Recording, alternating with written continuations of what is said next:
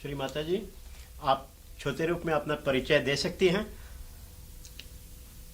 परिचय ऐसे कि शालिवाहन का जो खानदान था उस खानदान के हम हैं और हमारे पिता और माता दोनों ही गांधी जी के परम भक्त थे और हमारे पिता अपनी कॉन्स्टिट्यूंट असेंबली और उसके बाद पार्लियामेंट वगैरह सब के मेंबर थे। माता भी हमारी ऑनर्स मैथमेटिक्स में थी और हमारे अब एक भाई साहब जो हैं वो अपने कैबिनेट के मिनिस्टर भी। लेकिन असल में आध्यात्मिक रूप से हमारे माता पिता हमें पहचानते थे कि हमें कोई विशेष बात है और हमारा विवाह हो गया। नहीं तो हम मेडिकल कॉलेज में पढ़ते थे लाहौर में और लाहौर में गड़बड़ी शुरू हो गई तो हमारा विवाह हो गया और जिनसे विवाह हुआ वो भी एक बहुत प्रसिद्ध व्यक्ति हैं। उनका नाम है डॉक्टर सीपी श्रीवास्तव। बाद में वो जाकर के लंदन में स्थित एक यूएन की एक संस्था है जिसको कि आईएमओ कहते हैं, इंटरनेशनल मैरीटाइम ऑर्गेनाइजेशन, उसके सेक्रेटरी जनरल चुन गए। 134 नेशंस ने उनको चुना। वो हमारे पति हैं और फिर उन्होंने रिटायरमेंट ले ली। हमारे 2 बच्चे हैं और एक लड़की जो है उसका बिहार में ब्याह हुआ है, वो राजेंद्र बाबू के रिश्तेदारी में। अच्छा, ज़्यादातर हम देखते हैं कि भारत से आते हैं योगी महर्षि लोग, ज़्यादातर ये पुरुष हैं। आप अकेली एक महिला हैं, आप ये इस बात को विशेष देखते हैं भी? हाँ, क्योंकि ये कार्य महिला ही कर सकती है, पुरुषों के बस का नहीं। श्री राम आए तो वनवास चले गए, श्री कृष्ण आए तो वो थोड़े दिन में वो भी खत्म हो गए। उसके बाद में उनको जब गुस्सा आता था तो वो अपना सुदर्शन चक्र चलाते थे। ईसा मसीह आए तो वो क्रूस पे लटक गए। मोहम्मद साहब आए तो उनको जहर दे दिया। इस प्रकार जो एक बच्चों को संभालने की सूझबूझ है वो तो माँ को ही आ सकती है। और जिसे हम कहते हैं कि धैर्य, इसके अलावा बच्चों के साथ जो सबूरी से रहना चाहिए वो तो माँ ही जान सकती। अच्छा, आपके इन दिनों क्या क्या कार्य हैं? इन दोनों यही हम करते हैं कि हर एक देश में जाना और वहाँ पर सहज के बारे में बताना। और आजकल के ज़माने में ऐसा कोई विशेष स्वरूप आ गया है कि हर एक देश में हजारों की तादाद में लोग परमात्मा को खोज रहे हैं। वो चाहे परमात्मा को खोजें, चाहे वो सत्य को खोजें, बातें की तो उनको राह दिखाने वाला कोई नहीं। सब लोग सबको मालूम है कि ऐसा बाजार लग गया है, मार्केट हो गया, तो सब पैसे बनाने पे लगे हुए हैं। असलियत बात यह है कि असलियत पाने के लिए आप कुछ नहीं पैसा ऐसा दे सकते, उसको आप खरीद नहीं सकते। ये आपके अंदर की शक्ति है जो जागरूक करती है। अच्छा, हम तो कर्म योग जानते हैं, ज्ञान योग, भक्ति योग, तंत्र योग। आपने सहज योग का नाम लिया है, इसकी क्या विशेषता है? इसकी विशेषता ये कि सब योगों का ये तत्व है। कर्मयोग, कृष्ण ने कहा कि आप अपना कर्म करो, पर कृष्ण जो थे वो डिप्लोमैट थे, सीधी बात नहीं करी। उन्होंने सोचा कि ये सब टेढ़े दिमाग के हैं तो टेढ़ी उंगली चलानी चाहिए। तो उन्होंने जो बात आपसे कही कर्मयोग की, उसमें एक खास बात उन्होंने कही कि कर्मण्येवाधिकारस्ते फलेषु मा कदाचिन। एक बात तो ये कही कि कर्म हम कर सकते हैं, फल की अपेक्षा नहीं कर सकते। और दूसरा उन्होंने कहा कि जो भी कर्म करो वो मुझे आप समर्पित करो। ये हम कर नहीं सकते क्योंकि हमारे अंदर अहंकार है। हम कोई भी कर्म करते हैं तो ये नहीं सोचते कि ये परमात्मा पे छोड़ दिया जाए। कल कोई मर्डर करेगा वो भी परमात्मा पे छोड़ देगा। उसमें ही एक खूबी है कि मतलब ये कि आप परमात्मा से पहले संबंधित हो जाओ। उसके बाद आप यही कहेंगे, कुछ कर्म ऐसा ही करेंगे कि जो अकर्म हो जाएगा। आप कुछ भी करेंगे आपको लगेगा नहीं कुछ आप कुछ कर रहे हैं, हो रहा है। ये जब स्थिति आए, इस स्थिति पर उन्होंने बात की थी। पर और भक्ति पर भी उन्होंने कहा कि पुष्पम फलम तोयम, जो भी हमें दो हम ले लें, पर देंगे क्या, इस पर ही उनकी खूबियां हैं। उन्होंने ये कहा कि देने के वक्त में कि संस्कृतमध्ये शब्द माहिती आहे मलाही मराठी हिंदीत सोचना पड़ता है कभी कभी हिंदी भाषा जो भी जरा सा बंद कर हाँ। दीजिए ये दिमाग में आ जाए। हाँ, लेकिन इतना विस्तार पूर्वक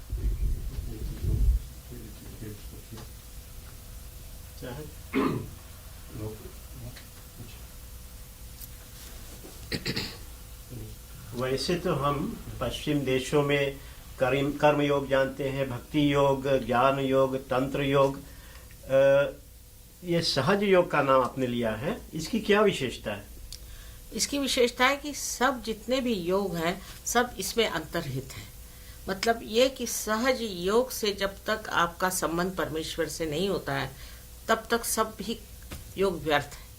उसमें से कर्म योग कृष्ण ने बनाया, भक्ति योग बनाया, ये दोनों हैं। उसमें उन्होंने इशारा किया है कि तुम्हारा मुझसे संबंध होना चाहिए। पहले कहा कि तुम जो कार्य करो मुझ पर छोड़ो, वो हम छोड़ नहीं सकते, ये सहज योग के बाद होता है। फिर दूसरी बात उन्होंने भक्ति कही कि अनन्य भक्ति माने जब दूसरा कोई नहीं होता, ये भी सहयोग के बाद ही हो सकता है, क्योंकि जब तक आपका उनसे संबंध नहीं होता है तो आप कोई सा भी कर्म करें वो आप अपने ऊपर लेंगे। फिर तंत्र योग जो है, तो तंत्र योग जो है उसमें हम भी तंत्र ही इस्तेमाल करते हैं। तंत्र माने ये कि हमारे अंदर जो मैकेनिज्म है उसको तंत्र कहते हैं, तो उसी मैकेनिज्म को इस्तेमाल हम करते हैं। पर जो तांत्रिक होते हैं उनको इसके बारे में कुछ मालूमात नहीं और वो सब गलत सलत काम करते रहते हैं। हम तांत्रिक नहीं हैं, पर हम तंत्र विद्या में बात कर रहे हैं, क्योंकि चक्रों की बात है, उसके जो 3 चैनल्स हैं उनकी बातें हैं। अब इस पर किसी ने लिखा नहीं, ये बात तो नहीं, सबने कहा है सहज समाधि लागो। किसने कहा? आप जानते होंगे कि जो कहा गया है गुरु नानक हाँ गुरु नानक ने कबीर है said it, and also Guru Nanak ने तो बहुत कुछ कहा, लेकिन कबीर ने इस पे कहा कि ईड़ा पिंगला सुख मन नाड़ी रे, ईड़ा पिंगला सुख मन नाड़ी रे, शून्य शिखर पर अनहद बाजी रे। सब बात अनहद। अब अनहद जो है वो स्पंद करके आपके आदि शंकराचार्य ने कहा। तो ये जो सबने जो बातें कही हैं उसका पूरा अनुभव, उसका पूरा निवेदन, एक्सप्लेनेशन आपको सहयोग के बाद होता है। जब तक आपका संबंध नहीं हुआ, समझ लीजिए टेलीफोन में आपका संबंध नहीं है, कनेक्शन नहीं, आप किसको फोन करे जा रहे हैं?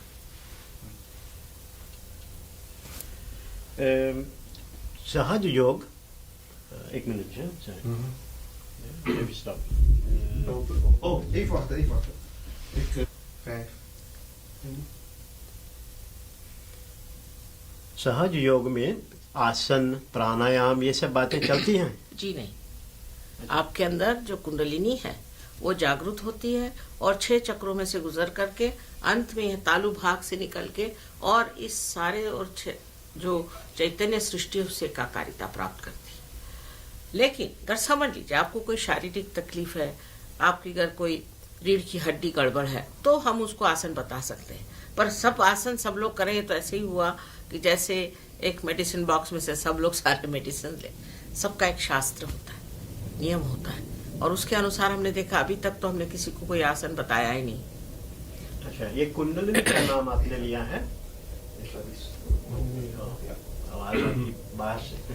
हमारे प्रोग्राम के बाद ज्यादा ये होता है। Ja, het gaat even aan.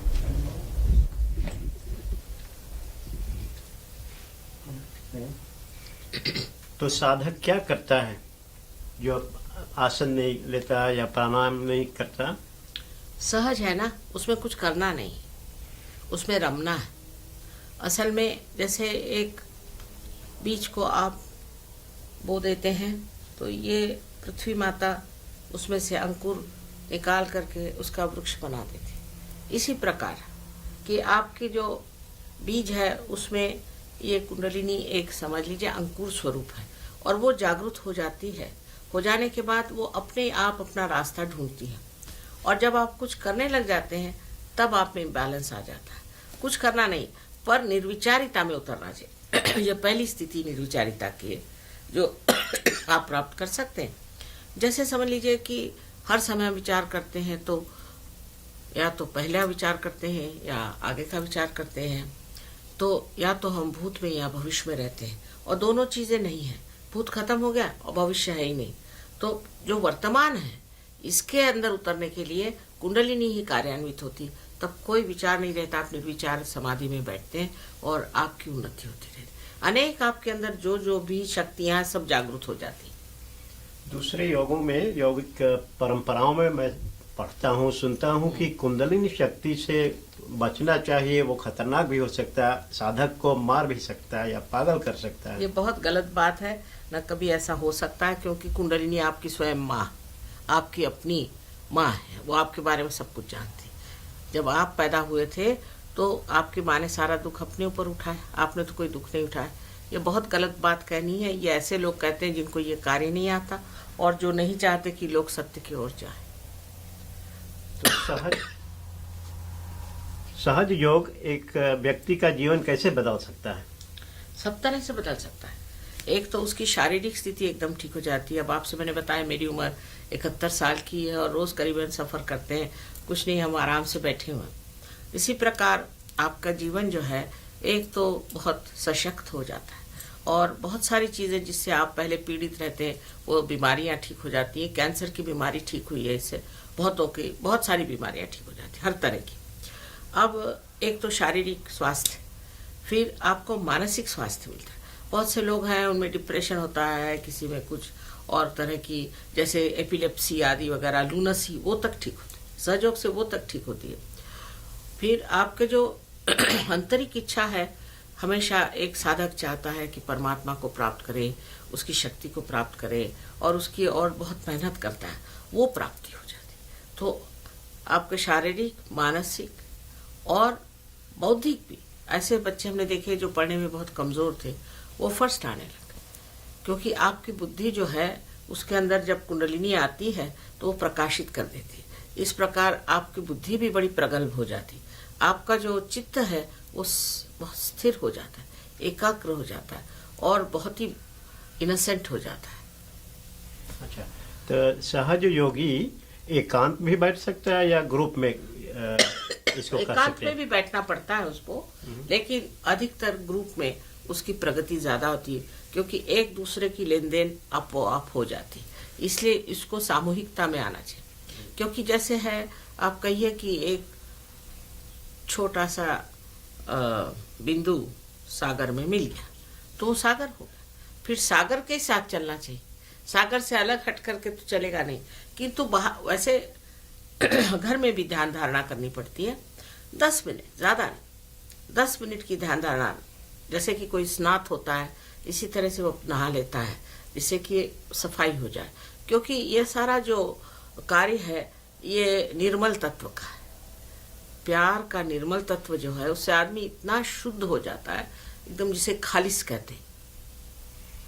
आधुनिक समाज में हम देखें तो हर तरह की कठिनाइयां सामने आती हैं। जैसे विश्व में भूख से लोग मरते हैं, या लड़ाइयाँ होती हैं, या जातिवाद बढ़ता जाता है।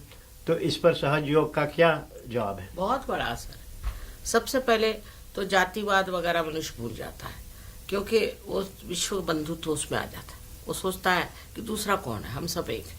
अब हमारे यहाँ शादियाँ होती हैं, हर साल 90-80 शादियाँ होती है। कोई इधर से लेकर के वहाँ कहीं भी शादी हो जाएगी और सब लोग बड़े आराम से, इनकी फैमिली लाइफ अच्छी हो गई, इनको बड़े प्यारे प्यारे बच्चे हैं और बहुत शुद्ध है अंतःकरण के। इन्होंने ड्रग्स छोड़ दी, शराब छोड़ दी, सिगरेट छोड़ दी, मैंने कुछ नहीं कहा, अपने आप ही सब छूट जाता है। जैसे कि हाथ में कोई सांप अंधेरे में लेके बैठे और जैसा दिया आ जाए उसे छोड़ देता है, इस तरह से ये लोग बिल्कुल शुद्ध हो करके बैठ गए। तो ये एक मनुष्य ही से सारे प्रश्न है ना, आपके राजकीय हैं, आपके जितने भी प्रश्न हैं संसार के, वो मनुष्य की वजह से। जिस वक्त में मनुष्य ठीक हो जाएगा तो सब प्रश्न ठीक हो जाएंगे।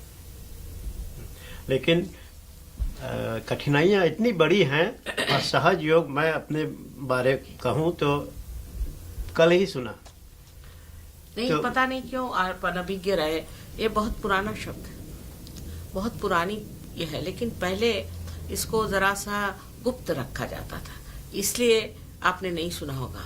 पर ये चीज सहज का मतलब तो ये है कि जो सहज, ऐसे भी आप हिंदी में समझते हैं सहज, पर सहज माने आपके साथ पैदा हुआ, ये योग का अधिकार आपका है, इसे आपको प्राप्त करना है। सहज हम समझते हैं अपनी भाषा में हाँ, कि सहज आसान। आसान, वही बात बस। अच्छा। और समाज में भी कठिनाइयां हैं, हर तरह की समस्याएं हैं, जैसे लोग पागल हो जाते हैं। यहाँ पश्चिम देशों में बहुत दौड़ते हैं, भौतिकता बहुत है। या और हर तरह की फैमिली प्रॉब्लम्स है, छुट्टी छुट्टा हो जाते हैं पति पत्नी में। अब तो नया एक समझ लीजिए कि नई रेस तैयार हो रही है, एक नए तरह के लोग जो ये सब चीजों से परे हैं। ना तो फैमिली के प्रॉब्लम्स है, ना ही उनके सोसाइटी के प्रॉब्लम्स है, ना ही किसी चीज के, क्योंकि मनुष्य ही ये सब प्रॉब्लम करता है।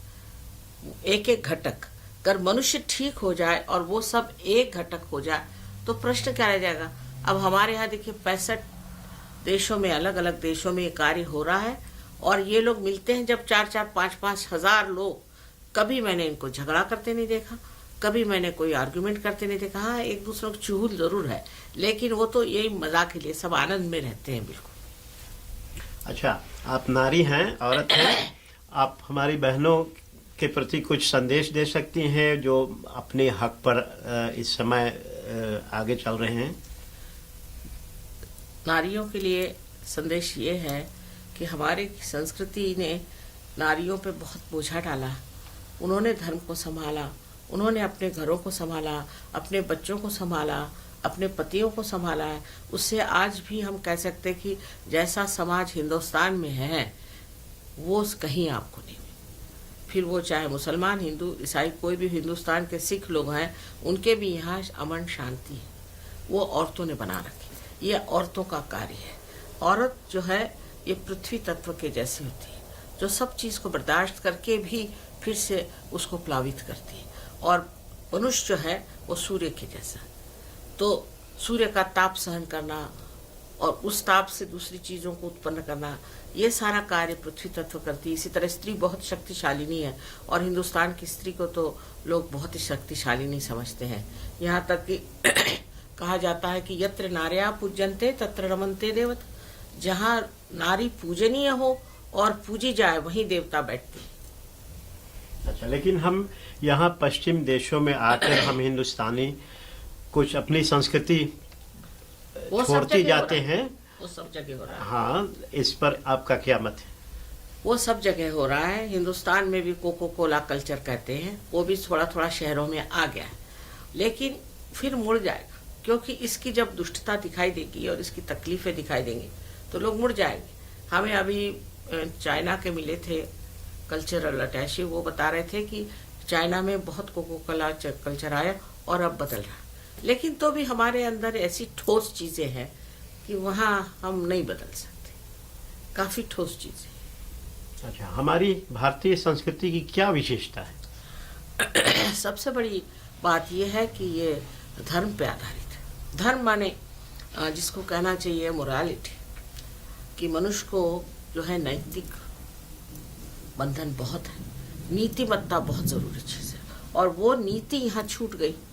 इन देशों से नीति छूट गई तो इनका कल्चर क्या हो। और अपनी जो संस्कृति है उसमें नीति सबसे बड़ी चीज है। किसकी नीति कैसी है, तरह तरह के उदाहरण हैं इस पर, तरह तरह के। अच्छा, और हाँ, इस सवाल को हम फिर करेंगे। वो बादल शोर मचा रहे हैं। जी, पी लीजिएगा। Problematik hier in westerse samenleving. Ja, een boodschap. Ja. Ja, en ook over uitscheidingen. Ja, even gaan aanhouden. Kijk erop, je loopt. Wacht even. Mooi. Veilig. Loop je? Shri Mata जी, भारतीय संस्कृति की क्या विशेषता है? विशेषता यह है कि अपनी भारतीय संस्कृति ये नीतिमत्ता पे आधारित है। नीति बहुत बड़ी चीज है। अनीति अपने संस्कृति में मानी नहीं जाती। और यहाँ की संस्कृति में नीति अलग है और उनकी संस्कृति अलग है। संस्कृति में कुछ भी नीति की बातचीत नहीं। जैसे मुझे आश्चर्य हुआ कि एक लेडी से मैंने बात करी तो अंग्रेज थी, वो बहुत पढ़ी लिखी, तो कहले ये तो हमारे संस्कृति में है कि औरतें अपने बदन को ज्यादा खोल दें। मैंने कहा भाई कैसी संस्कृति इनकी है। तो इस प्रकार इनकी संस्कृति में नीति नहीं। पहली चीज जिसमें नीति नहीं है वो क्या संस्कृति होगी। इसलिए हिंदुस्तानियों को चाहिए कि अपनी नीति को जकड़ के रखें और अपनी संस्कृति को जकड़ के रखें, क्योंकि बाद में सभी लोग उसमें आने वाले हैं, तो क्यों बह जाए। अब ये लोग हैं देखिए बिल्कुल हिंदुस्तानी नीति पर चल रहे अपने आप से, क्योंकि आत्मा का उसमें अंश है, आत्मा का प्रकाश उसमें हमारी संस्कृति बनती। हमारी संस्कृति आई है जो बड़े बड़े अपने यहाँ दृष्टा हो गए, बड़े बड़े संत साधु असली वाले, उनसे आई हुई ये संस्कृति है। और इनकी संस्कृति आई कहाँ से। ईसा मसीह ने जो बातें कही वो तो उसके छदाम भर भी ये लोग नहीं काम कर सकते। उन्होंने जो बात कही है वो सब सजयोगियों का वर्णन है कि तुम्हारे आंख में भी ऐसे भाव नहीं होना चाहिए कि जिससे कोई आप दूषित भाव से किसी की ओर देखे। इतनी बारीकी तक वो पहुंच गए। और ये यही लोग हैं ईसाई लोग, उनको क्या मालूम। फिर भी हम देखते हैं कि ये पश्चिमी देशों में गोरे जात भारतीय आध्यात्मिकता की ओर बढ़ते हैं। ये आपको कैसा लगता है। इसलिए बात ये कि हमारे हिंदुस्तान की ये सोचते हैं कि हम तो सब जानते हैं, लेकिन ये लोग नहीं, ये सोचते हैं कि हम तो डूब रहे हैं और हमारा सहारा यही एक अध्यात्म। और अध्यात्म में वो कुछ भी करके बेचारा आना चाहते हैं। इसमें बहुत खो भी गए, क्योंकि हमारे देश से भी एक से एक बिलंदर लोग आए, काफी लूटा इनको, बहुत सताया। लेकिन मैं देखती हूँ कि ये जितने गहरे उतरते हैं, जितने गहराई से सजों को पकड़ते हैं, हिंदुस्तान के भी पकड़ते हैं पर बाहर के नहीं। बाहर के हिंदुस्तानी नहीं इतने जोर से पकड़ते सजों को। ये बड़ी क्या बात है पता नहीं मुझे। अच्छा, एक अंतिम सवाल आपसे पूछता हूँ। कहीं मैंने पढ़ा है कि आपको लोग अवतार मानते हैं, आप अपने को खुद कैसे देखती हैं। हम बताएंगे नहीं हम बताना नहीं चाहते। कुछ तो हम हैं ही, उसके बगैर थोड़ी कार्य हो रहा है। लेकिन बात यह है कि अगर आप कुछ बताएं कि हम ये हैं वो हैं तो लोग मारने को दौड़ते। मुझे मरना नहीं है। ईसा मसीह ने कहा कि मैं ईश्वर का पुत्र हूँ, इस बात सही थी, तो उसको क्रूसीफाई कर दिया। मोहम्मद साहब को जहर दे दिया। अपने यहाँ सारे संतों को छल छल के मार डाला। अब आपके बिहार में मैं कहूँ कबीर हो गए, बुद्ध हो गए। मैंने बिहार जगह कैसी, मतलब जैनियों के महावीर हो गए और वहाँ पीर हो गए, सब हो गए। लेकिन उन्होंने कहा कि कबीर ने सुरती कहा है कुंडलिनी को, तो वहां सुरती तंबाकू को कहते। बताइए अब क्या कहा जाए। जो उनके बातचीत का, उनके कहने का, उनके उपदेशों का जो विपर्यास कर दिया और जिस तरह से हमने अपने सबको बिगाड़ लिया है, तो बेहतर है कि अभी हम कुछ न कहें। हम कहें आप पहले पार हो जाओ, फिर सूक्ष्म दृष्टि से आप जानो हम क्या है। कहने की कोई जरूरत नहीं, हमें क्या जरूरत है। हम एक स्त्री हैं, माँ है, इतना सब। धन्यवाद।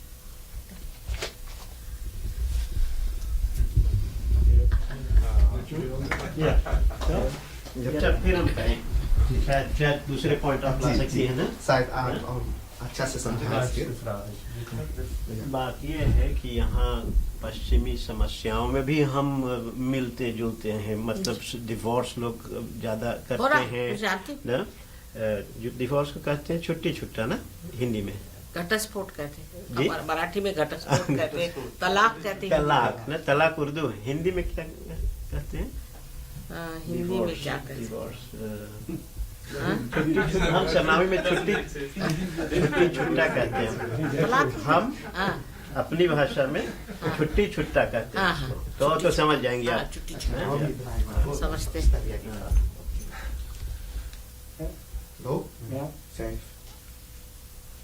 हमारे लोग सूरीनाम से यहाँ आए इस देश में, हॉलैंड में, तो यहाँ की समस्याओं में भी वो मिलते उलझ हैं। गए। हाँ, उलझ गए हैं। जैसे छुट्टी छुट्टा ज़्यादा होती हैं और यहाँ का स्ट्रेस जो बढ़ता जाता है, लोग भौतिकता के पीछे दौड़ते हैं। इस पर आपका क्या संदेश है? इसका इलाज सहज योग है, क्योंकि जब सहज योग हो जाता है तो आप जान जाते हैं कि आप अकेले नहीं, आपके साथ सब इसी आनंद को उठा रहे हैं। सारी चीज आनंद के लिए। अगर आपको आनंद मिलने जाता है तो आप भौतिकता के पीछे में क्यों जाएंगे? भौतिकता से कोई मतलब नहीं। पर भौतिकता में जो उसका गुण है वो ये है कि जैसे लोग आए और उनको आपको प्यार जताना है, तो उन्होंने आपको बिस्किट दे दिया, चाय दे दी, कोई आपको प्रेजेंट दे दिया, ये भौतिकता है। भौतिकता का सौंदर्य ये है। और दूसरा उसका अंग ये है कि आर्ट, उसकी जो ये जड़ चीज है, इसको किस तरह से सुंदरता से बनाया जाए, ये एक दूसरा उसका बड़ा एस्थेटिक्स जिसे कहते हैं, सौंदर्य साधन, वो आप उससे कर सकते हैं। लेकिन जब भौतिकता माने पैसा हो गया तो सभी चीज बिल्कुल विद्रूप हो गई। पर इसका जो संवेदन है, ये सहयोग के बाद आता है। संवेदन इसका, जैसे अब गंगा के इसकी बनी हुई ये चीजें हैं, ये सहयोगियों के लिए बहुत प्यारी चीज है, क्योंकि उसमें से चैतन्य बह रहा है। जिसमें से चैतन्य बहेगा उसी को सौंदर्यपूर्ण मानते हैं। ऐसे मोनालिसा का जो पिक्चर है उसमें चैतन्य है। बहुत सी जगह जैसे ये है, ये सिस्टीन चैपल, इसमें चैतन्य आ रहा है। जहाँ चैतन्य आएगा वही सुंदर चीज है। फिर उसको अपनाने की जरूरत क्या, उसका मजा उठाओ। समझ लीजिए ये कारपेट हमारा, तो हमारे लिए सरदर्द है कि इसको इंश्योर कराओ कि क्या कराओ कि दुनिया में। पर अगर आपका है तो हमारे लिए अच्छा है, हम इसको मजा उठा, तो ममत्व छूट जाता है। आपको आश्चर्य होगा, रशिया में बिल्कुल लोगों में ममत्व नहीं।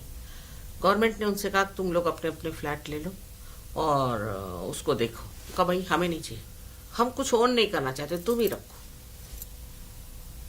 ये एक कल्पना कि हम किसी चीज को ओन करते हैं, किस चीज को हम ओन करते हैं, सब तो यही छूटने वाला है। पर यह सहज से घटित हो जाता है। धन्यवाद। सारी समस्या।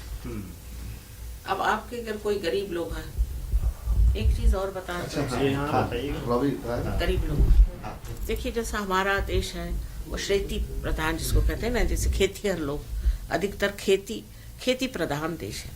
सहयोग से क्या होता है कि जो खेती की जो पैदावार है, कभी कभी 10 टाइम्स, कभी कभी 20 टाइम्स बढ़ सकती है। एक एक सूर्य फूल इतना बड़ा बड़ा निकलता है इस चैतन्य लहरियों से, और बहुत कुछ हो सकता है। तो इसलिए जैसे जो सहयोगी है वो रईस हो, क्योंकि उनके पास सबसे बढ़िया बीज है, उनके पास सबसे पहले पैदावार है, और लोगों से वो बहुत बेहतर है। तो जो देश खेतीहरों का है उनके लिए तो सहयोग बहुत कमाल का। दूध भी अपने हिंदुस्तान की गाय ज्यादा से ज्यादा 4-5 सेर दूध देती है, वो करीबन 12 सेर दूध देती है। और हम लोगों को हाइब्रिड सीड नहीं लेना पड़ता, साधारण सीड को ही वाइब्रेट करके करने से सब काम है। तो आपको किसी कंपनी की गुलामी करने की जरूरत नहीं। इस प्रकार हमारे देश, खासकर हमारे देश का तो प्रॉब्लम हल हो सकता है। अनेक चीजें हैं सहयोग में। लोग समझते हैं कि अपने देश में क्या क्या विशेष चीज है, क्या क्या हम बाहर भेज सकते, इसकी एक सूक्ष्म दृष्टि आ जाती है। और इस तरह से आप देखिए कितने अपने देश से लोग बाहर सामान भेज रहे हैं, क्या क्या कर रहे हैं। आप लोग भी इस पे खूब पनप जाएंगे, क्योंकि एक सूक्ष्म दृष्टि आ जाती है। हर तरह से मनुष्य की जो व्यक्ति है वो समष्टि हो जाने की वजह से उसमें बहुत कुछ जो विशेष रूप से छिपे हुए गुण हैं वो सारे प्रकाशित होते हैं। बड़े बड़े म्यूजिशियंस सहयोग में हैं, बड़े बड़े आर्टिस्ट लोग सहयोग में हैं, अपने कमांडर इन चीफ साहब भी सहयोग में हैं। तो इस प्रकार मतलब ये चीज ऐसी है, इसको प्राप्त होते ही मनुष्य एक जिसको परम पद कहते हैं उस स्थिति में जाता है। हमेशा हम कहते हैं परम पद दीजियो, ये परम पद है। धन्यवाद। और तो नहीं रहेगा कोई प्रश्न?